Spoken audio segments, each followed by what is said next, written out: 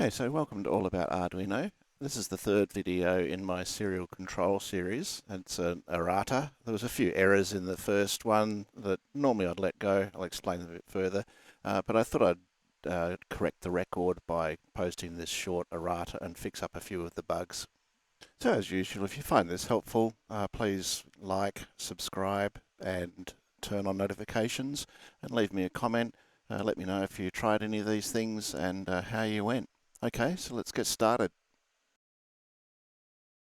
Okay, so in the previous videos, I did work with this serial handler with tokens, where we did some control of the LEDs through commands that we entered through the serial monitor or PuTTY.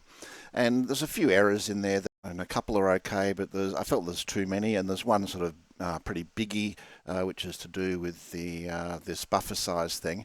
And so I thought I'd make a correction to the record and go through a quick errata and correct a lot of the issues that were there. Most of them were pretty simple, but there was, as I said, this biggie to do with the buffer.h. So I do the videos live. I do practice them first, but I don't like to just sort of copy and paste it because I feel it's very easy to miss a lot of the details. But the side effect of that is that I introduce some errors. Okay, so we'll start off with some simple ones. So the first thing I'm going to do is I'm just going to correct this message, and we'll just upload this so we're starting from a known base. All right, so the first one I'm going to look at is echo off. And if I say that, you can see it says the invalid setting for echo command. And I'll just save this as a new file. Serial handle with tokens errata. And the reason we're getting this invalid setting for echo off is because we're not actually checking for off, we're checking for on a second time. So I'll just change that to off. Another one that doesn't work is help. So we can see here it says invalid command, help. And the reason for that is we're doing the case comparison, so I picked that error up. I think I had the wrong command in there. But didn't change that, so that should be testing for 0. There's also a minor error here in the echo command, which is this if block here. And so if the command is echo but it's wrong, I said invalid LED command. So I'll type in echo, and we can see that here by echo B A B C. So it comes up with invalid LED command. And then another inconsistency here, which will be a little bit harder to display because I won't bother using PuTTY, but there's an inconsistency here. So here, if I receive a backspace and I attempt to remove a character, then if the remove succeeds, I'll echo it back. Otherwise, I won't do anything. So if the remove fails, I won't do any of that, and it just doesn't update the display. On the other hand, if I append the character, I'm always echoing it. So even if the append fails, that's sort of undesirable because it appears like it's worked, but really it didn't. So what I'll do is modify that and then simply put this, after indenting it, in here. What's happened with my indenting? Okay, so that's better. So if the append succeeds, then we'll remove it. So that's it for the simple ones. As I mentioned, there's a doozy here relating to the buffer size. And did I put the buffer size? Yeah, so I've set the buffer size here to 80, but that's going to be a bit problematic. So what I'll do is I'm going to add a couple of additional functions to this. I'll just put them in line here. So adding these two functions, get buffer size, which will return the buffer size as this class sees it, and get free space, which just basically shows how many characters are remaining. And I'll put those implementations there. And then I will also put this code in the setup. So what that's doing is basically printing the size of the buffer, and we'll see some different values there, and I'll explain what's going on here when we see the results. Then the last thing I'm going to do is, in the remove function, we did allow for this counter to be non-zero, but we're not using that anywhere here. So we'll address that. So I also put some code in here that does some tests on the buffer. And so I'll put the function in first. And so basically what this function does is it takes a character pointer to a string. I can't really see both of them at the same time. So we're passing it this string hello and then a number. And so what it does is it clears the buffer, then it appends each character. So it copies one character at a time and it appends it one character at a time to the in buffer. And then it basically prints out some diagnostics. So it'll print out what it is after we finish doing that copy, and it'll enclose that in quotes. Then it'll return the number of characters that are in the buffer, and then it'll print removing, and it'll print out this parameter. So that's the number that we're passing here, and so that will be 1, which is the default case, 2, the length of the string, and 10, which is actually more than the number of characters in the test string hello. And then it'll print out the buffer afterwards. Okay, so let's give that a go and see what happens. All right, so there it is, it started. So we're seeing here that the in buffer is represented as 80, and it says size is 80 and the free space is 79 because we have to allow for the null. And then here is the results of that test. So we see the in buff before is hello. It has 5 characters. We remove 1 and we get HELL, and it's 4 characters, so that's correct. But the next test, we're removing 2 characters and it's still O. So it's as we're expecting, it's not honouring the thing. It's not honouring that count to remove. Now, this here is a little bit misleading. So I'm going to relocate these functions. So I think I'll just copy that first, and I'll put it in here. I'll put it here. And we need to include the namespace. I'll pretty it up a bit. And then change them to that. So now the difference here is that instead of returning the value that this class definition sees, which is included up here, we're going to actually return the definition that this guy sees, and thus the definition that append and so on are working on. So we'll upload that, and then we'll see what we get for these. All right, so now we can see that there's a problem here. So the size of the in buffer is 82, so that's the same as before. Where's that? That's there. But then these ones are 80 and 79. But now they're 160 and 159. So what that means is that our buffer is only 82 bytes, but these guys, or specifically this append, is working on a buffer size that's 160. So what that means is if it's writing data to the buffer, then it will actually go beyond the end of the space available, and that's a problem. So the solution to that will be a template, but first let's try some of these others. So the first one was echo off. So if I say echo, we can see that echo, we can see that the echo is currently off. So if I do echo on, that's turned it on. So echo, so now it says echo is on, which is what we'd expect. Then echo off, and lastly echo, and we can see now that it's turned off, and also we didn't get the error message here anymore. So let's now try help, and we can see help, and it's output the helpful message without the invalid command. That's this file. So where are we here? Previously we were going down this path and this test was failing, so we ended up in this invalid command scenario, and now that's not the case. If we have the wrong number of tokens, we're now getting invalid echo command as opposed to invalid LED command. And as I said, this one's a little bit harder to test, especially since I can't really change the size of the buffer without overwriting the memory. So I'll leave this one for a little bit later on, but this one now would also have a more consistent behavior.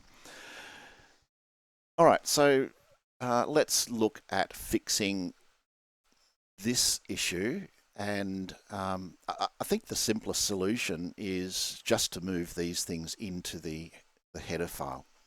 So we'll look at that next. All right, so let's look at the buffer sizing issue. There's one other thing I'll do before I do that, and that's just to modify this. So we print out the token count just to make it a little bit prettier. Not a huge issue, just makes it a bit neater. Now, as I saw earlier, if I had these functions declared in here, then I was getting the correct size and it sort of matched this. But the problem is that when this is compiled separately, it's not seeing this definition of the buffer size. So it's using the default value, which is 160, which is why we're getting that inconsistency earlier. Is that still? Yeah, so that's that inconsistency there. So the solution, there's lots of solutions, but I think the simplest one is just to move that code into the buffer.h file and just simply get rid of this altogether. So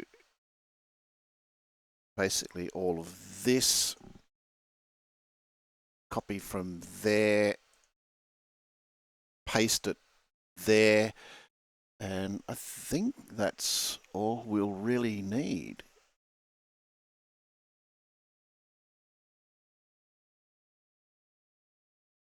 Yep, so let's do that. That means I think we can get rid of this now. Oh, we'll also need to include this. Put that there.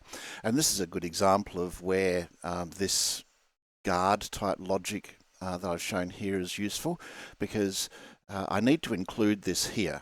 Otherwise the actually I probably get away with it because I can benefit from this one. But if I was to use this in another CPP file, then I would definitely need to include it. Otherwise, these debugging messages wouldn't work.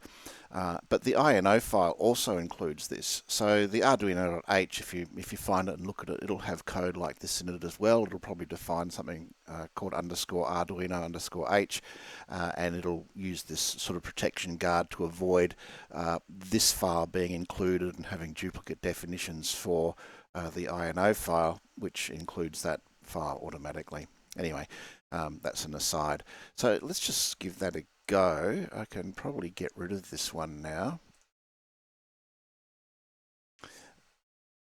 And upload it and see what we get.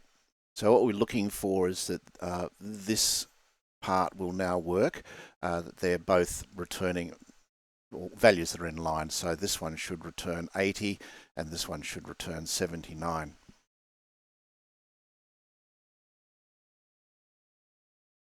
Looks like it's compiled okay, and there we have it. So that solves this particular problem. I think there's going to be some implications with putting the code in there like this and overriding the buffer size, but for this simple example it's good enough and it clearly is working. But let's move on. So the last thing I want to deal with is this problem here, where even though we're just ignoring the CNT. So that would be in here. Yeah, so it's just a simple matter of comparing the number of characters that are in the buffer pointer to the count and just removing the correct ones. Obviously we don't need to do that if there's none, so we'll put it in here. So if we want to remove more characters than what's in the buffer, then we can just simply call the clear function. Should work. Otherwise, sorry, that's the other way around. So if the buffer pointer is more than the count that we want to remove, so that means we have more characters in the buffer than we're asking to remove, then we want to remove those characters. So rather than just decrementing it, we'll subtract count from it. So this notation minus equals is basically the same as saying it's the same as that. So we're setting buffer pointer equal to the buffer pointer minus the number that we want to remove. And then we just move up the trailing space. Otherwise, we just call the clear. So let's give that a try. And what we're looking for is that these removing 2 characters, 5 characters, and 10 characters will actually remove the number of characters specified. And then the number of characters remaining in this case would be, well, this one would still be 4 because it's only removing 1. This one should be 3 because it's removing 2. This one should be 0 because it's removing all 5 of them. And this one is trying to remove 10, so it should be 0. And sure enough, that's what we get. So we have 4 characters left after removing 1. We have 3 characters left after removing 2. We have none after removing every single one of them. And also we have none after removing more than what we have. All right, so there's one other thing that we probably need to manage, and that is the process tokens. Fine, there it is. No, not the process tokens. It was in the right place. It's where we call them, and that's this. And the issue here is that we are writing pointers to this token array or tokens array, but we just keep going. If there's like 20, I think the maximum here is what, 10, wasn't it? Max tokens 10, yeah. So if there's like 20 words in the sentence, then that's just going to keep going. So that's not going to work. That's a problem. So to fix that is fairly straightforward. We just do that. What do I call it? Max tokens, I think so. Yeah, max tokens. So yeah, to fix it is fairly straightforward. Where are we? There we are. Well, token is not null, so while we do have a token, but also just check that the current token ID is less than the max tokens, which means do we have enough room left in this array to store another token? So that one's a little bit harder to test. Well, actually I can test that it works, but it's a little bit harder to see the problem because before it would have just overwritten random memory past the end of this tokens array, wherever that is.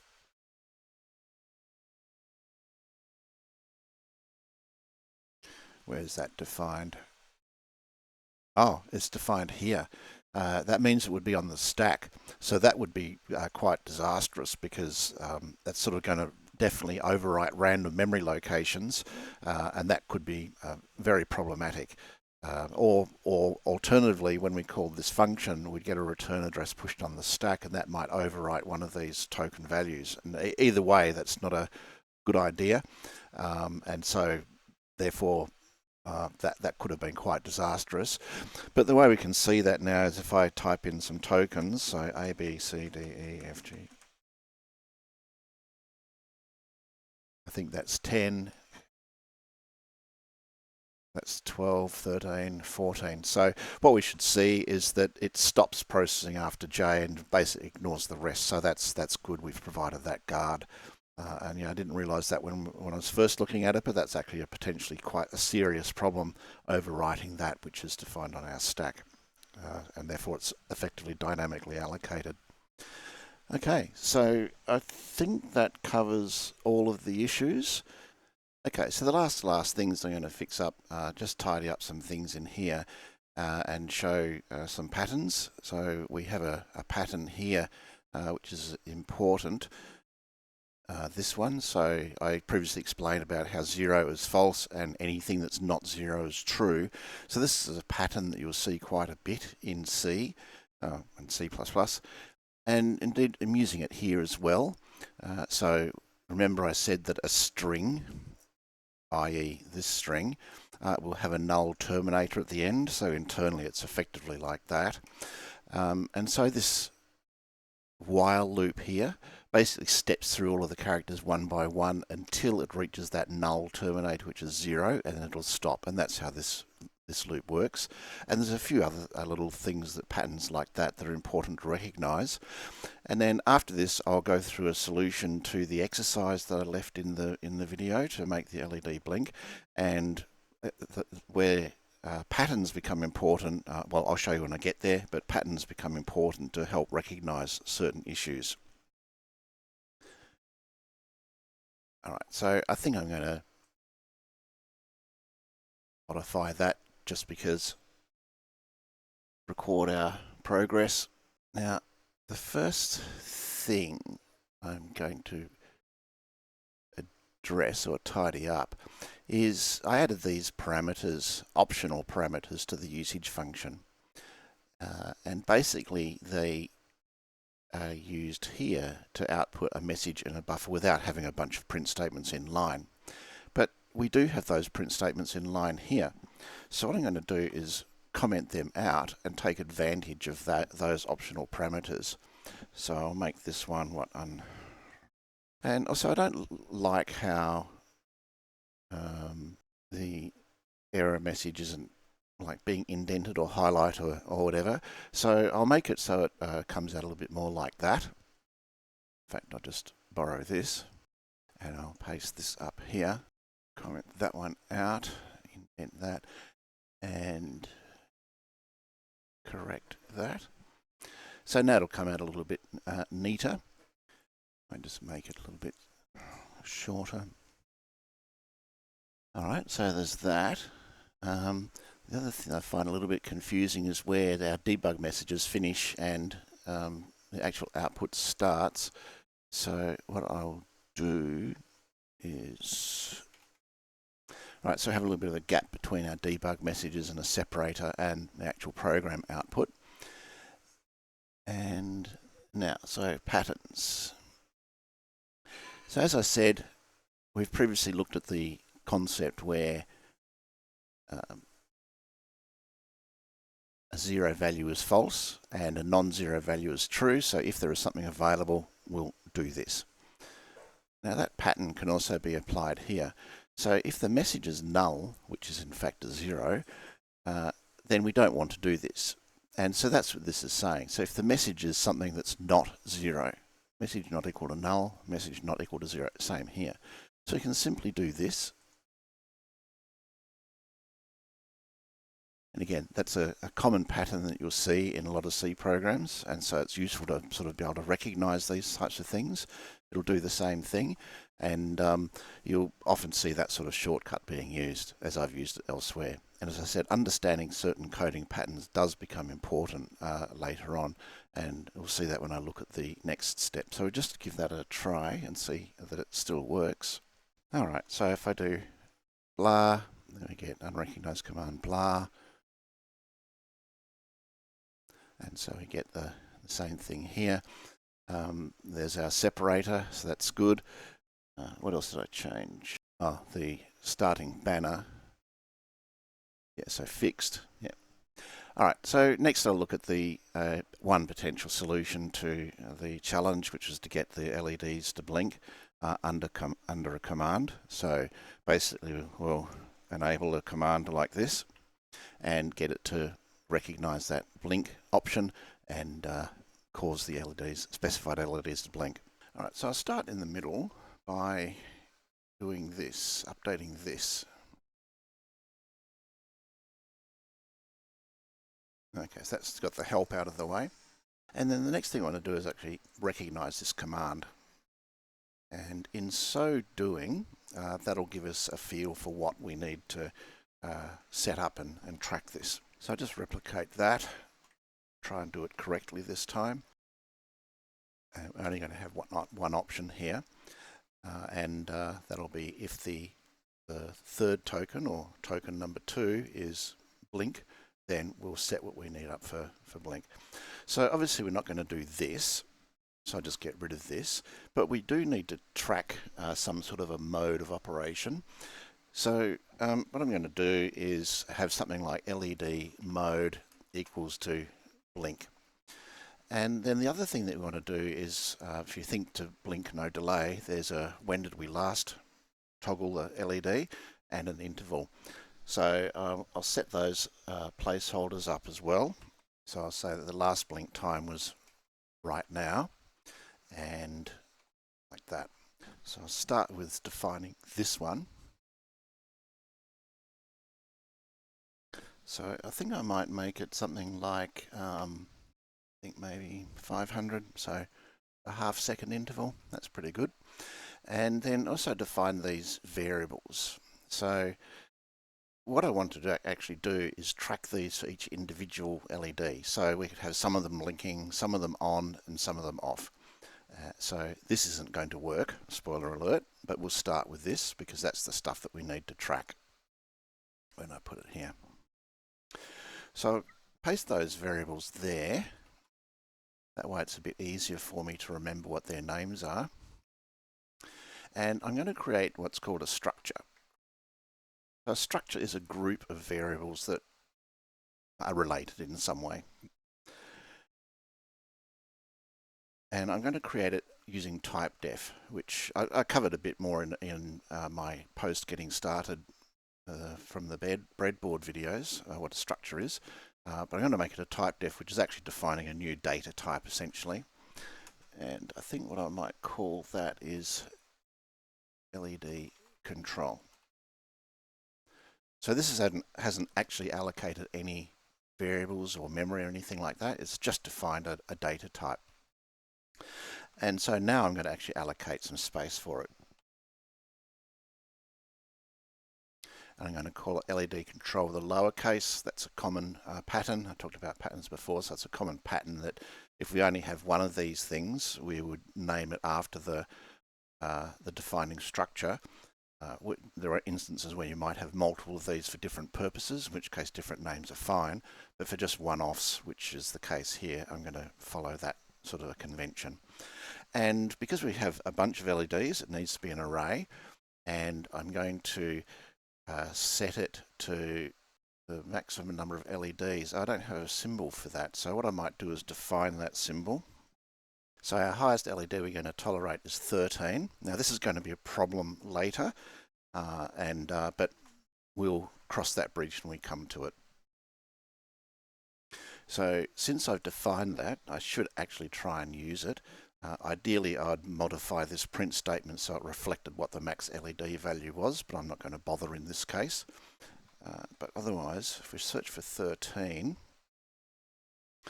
yep, so in fact, so we'll replace this with max and find. Again, we should probably ideally replace this as well, but I won't. So this initialization, and that one's fine. Yep, so it's just those two messages. Okay, so we've defined that. We've got our array, and we have this LED control structure. All right, so the next one is this blink. So what I'm going to do is, and I'll set some data types for this one. So this one I'm going to use a special data type called to be determined. That's not a real data type, by the way. Don't use that. But these ones, because they relate to times and intervals, they're going to be unsigned longs. Now this LED mode, as I said, there's one value here, blink. But for these ones, we don't really need to do anything with them. We just set them to low or high. And so therefore, we're not going to manage them in any way. We're just going to set them and forget them. So I'm going to use another constant, unmanaged. Now, I could actually do hash defines for these, but just like there's this typedef struct, we can also create what's called an enum. So instead of defining these symbols with a hash define like this, and maybe that's, I don't know, 0, and this one's 1, and like that. And if we had more, then we have quite a list here. We can actually get the C compiler to generate that sequence for us. So I'm going to do this, and enum is short for enumeration. Spell that correctly. Is short for enumeration, and what we want to enumerate is these. I think it's comma, yeah. And I'm going to call this LED mode. And just like typedef struct created a structure of values, this creates an enumeration called LED mode, and that's an enumeration as a sort of a data type, I guess. And so now this TBD simply becomes LED mode. And so now we can use these constants. We don't have to manage the numbers so we don't have to run the risk of gaps or whatever. You can actually initialize the numbers here as well if you want to, but you don't need to. The compiler will default from 0 and work its way forward for each one. So all you need to do is add another one if you wanted to, and it would update that and manage that correctly throughout the program. It would update everything where this constant is used. So we've got that. We've got this LED control, and the next thing that we want to do is basically we want to use this array to track our stuff. So I've mucked that up. So to use it, we just essentially do that array notation that we used before, and we want to use pin number. So I'll just copy that. I think maybe just replicate that. We don't need it here. This bit is unchanged. And put that in there like that. So now we have the situation where if we turn the LED on, we're going to set our controlling to be unmanaged. So basically we don't do anything with it. We'll set it on. Same here for turning it off. We'll set it off. Otherwise what we'll do is set the mode to blink and let the system manage that for us. So we'll get to that bit shortly. What else do we need to do there? I think that's most of it, but we do have a problem here. So before I put this code down here and said it doesn't matter where we do this validation, we could do it up here at the pin number, or we could do it down here. It doesn't really matter, but now it does, because we need to check that the pin number is within the range of our limits of this array. Otherwise we have a problem. So I do need to move this up to here and ensure that we have a valid pin number before letting the logic fall through to any of these. The last thing we want to have is someone say LED 43 on, because that's going to try and set the 43rd element in here to unmanaged, and that would be a problem. Same for blink or off. So that's a problem, and we need to ensure that our pin number is valid before we get to this. And again, I hinted that there'll be a problem a bit further down, and this relates to this. All right, so that's that. What I might also do before I forget is blink. I might also modify this because now we've got a little bit of a richer interface here. So if the LED mode is blink, else, I'll leave that there. Right, so now what we should have is when we output our message, I don't have a sample there, but LED 6 on, then now we would have the option here of saying blink. So turning LED space, and then if the mode is blink, then it'll be blink, otherwise it'll be on or off as before. And then we're going to write something out here. Do we care what that is? Maybe what I'll do is start off low. All right. What else?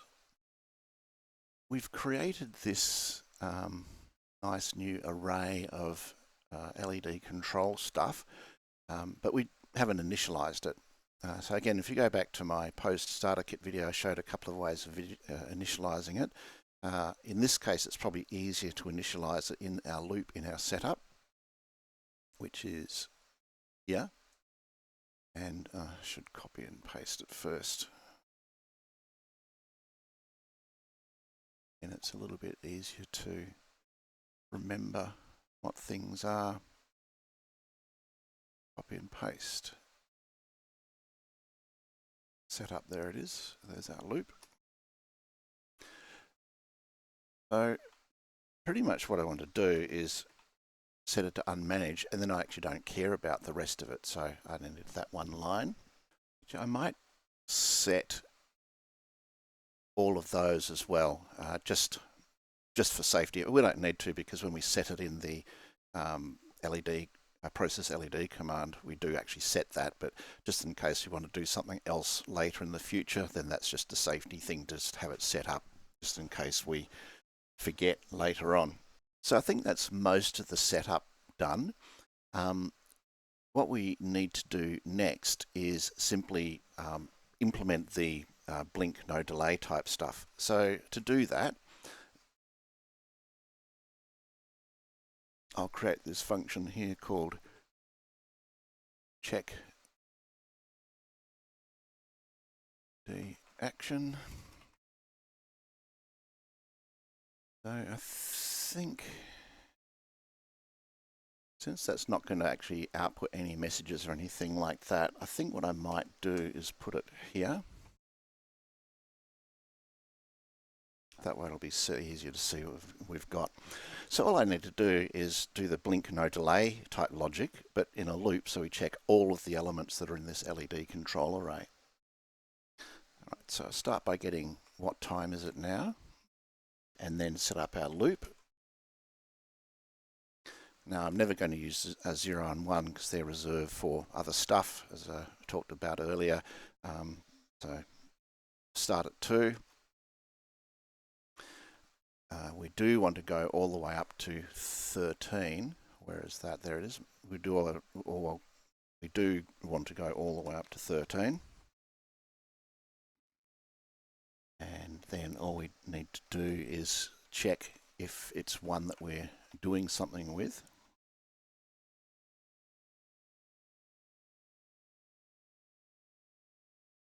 Is it one that we're blinking? And that's kind of it for that. If it's not one that we're blinking, which is the only thing we're looking for, then we just ignore it. So we skip on to the next one. So then we just want to see if it's time to blink. So has sufficient time elapsed for this particular LED? So whilst I'm not going to implement it, this does actually allow for the different LEDs to have different blink rates if we wanted to. Right, so now, so if that's true, that means it's time to actually change the state. So I'll just remember right now, and we've already seen this before. All right, so I think that's about it. Have a quick check.